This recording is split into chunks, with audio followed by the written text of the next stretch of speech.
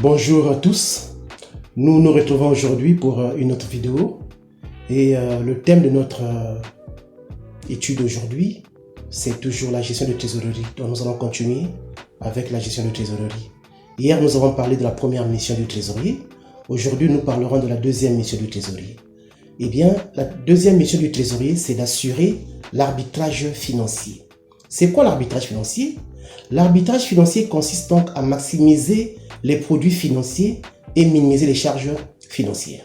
Une entreprise qui ne minimise pas les charges financières va se retrouver avec des charges très élevées et bien sûr réaliser une perte à la fin. C'est pourquoi il est très important de gérer les produits financiers et les charges financières. Cette technique est appelée arbitrage financier. C'est quoi les produits financiers? Eh bien, les produits financiers, ce sont les produits qui sont issus de tous les placements que nous pouvons effectuer auprès d'une banque. Une entreprise qui ne fait pas de placements ne pourra pas avoir des produits financiers.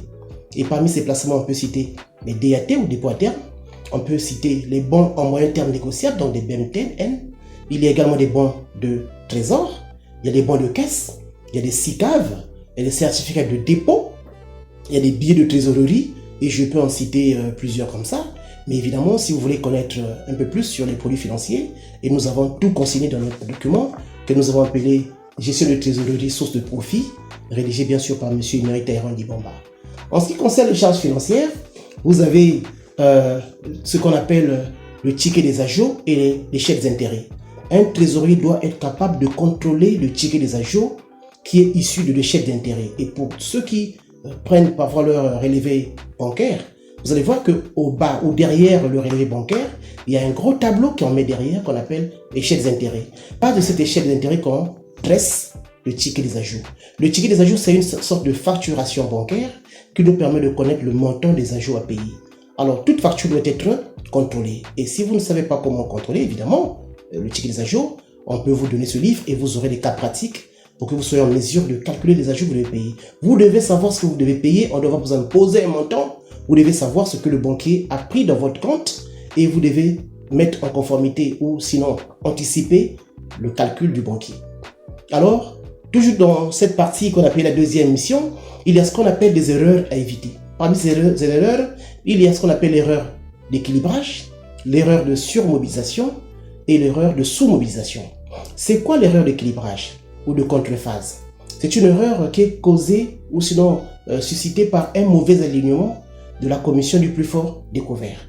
Ou bien, lorsque vos ajouts ou votre compte est assujetti à des intérêts, mais évidemment, vos nombres débiteurs ou créditeurs, devraient être soumis à des rémunérations. Alors, si on ne fait pas ça, c'est une erreur d'équilibrage. L'erreur de surmobilisation, c'est un gain potentiel qu'aurait dû réaliser une entreprise dans l'hypothèse où le nombre créditeur avait été placé à un meilleur taux. Par contre, l'erreur de sous-mobilisation, c'est aussi un gain potentiel qu'aurait pu réaliser un financier dans le cas où le nombre débiteurs avait été financé à un meilleur taux. Voilà, tout ça c'est expliqué dans le document. Et évidemment, ceux qui veulent en acquérir, vous verrez le numéro au bas de page et nous offrons ce livre.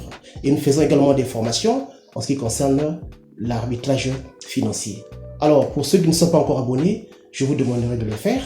Ok? Et ceux qui ont aimé la vidéo, likez comme on dit et surtout partagez. Ciao!